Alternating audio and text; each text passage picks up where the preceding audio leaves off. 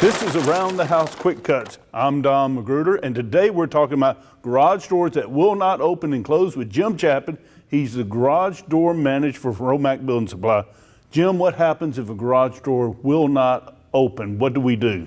Well, if the door won't open, the first thing you want to do is check your wall station and make sure that it's unlocked.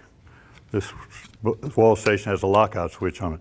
The other thing you want to do is you want to make sure that the wall station is illuminated, because there's a possibility the power could be off. And that lock button is a security feature for at night, so when you go to bed, if you flip it down, make sure someone can't get in your house. Correct. What else are we going to check, Jim? Okay, the other thing is, if it's unlocked and you hit the button and the door raises slightly and then wants to stop, you could possibly have a broken spring.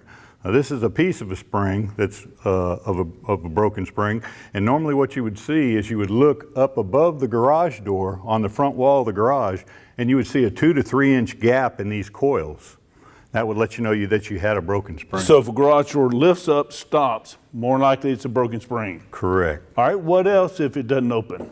The other thing is, if for some reason your wall station wouldn't operate the door, but it is illuminated and it is unlocked, there could be an issue with that direct wire to the opener. I would then go to my car and try my remote and see if my remote would operate the door.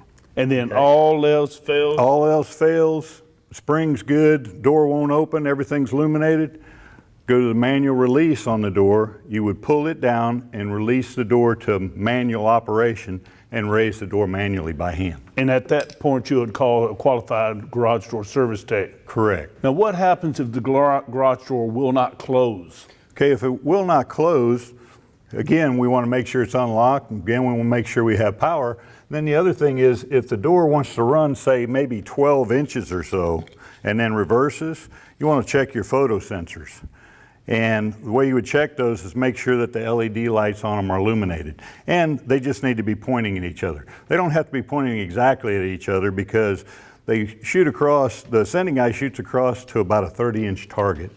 So these are at the bottom. They don't have to be exactly perfect. And these are at the bottom of the garage door shooting across, and that prevents little animals or children from getting hurt, correct? Correct. It keeps you from closing the door on anything that might be laying in the opening. Isn't power the biggest thing? I know a lot of times if the light won't come on.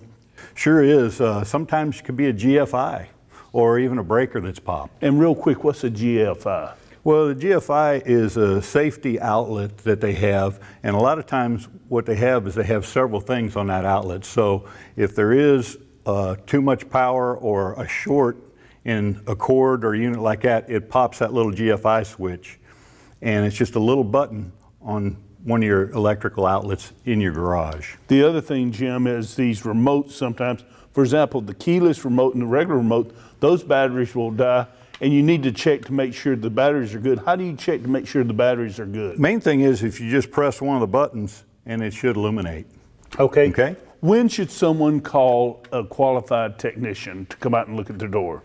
Well, you know, if you can look at these things here, it might save you a service call. It could be just a photo sensor kicked out or something like that. Now, if you've got a broken spring, you're going to have a tech out. And the sad thing, there's garage door service companies all day long that, because when these simple issues happen, they'll come out and charge you $125, $30 for really a problem that you could solve. Sometimes they'll charge you even more than that. They'll come out and tell you you need the whole door rebuilt. They'll try and sell you all new rollers, hinges. Sometimes if you have a broke spring, they'll do that. They'll want to sell you cables and new drums that lift the door and things like that, which those things really never wear out. Jim, if someone has a question about garage door service, how can you be reached? Best way to reach us is at 748-4575, and that's a 352 area code, 748-4575. Thank you, Jim Chaput from Romac Building Supply, for the great tips on how to open and close your garage doors. And for more great information, go to aroundthehouse.tv. Until next time, we will see you around the house.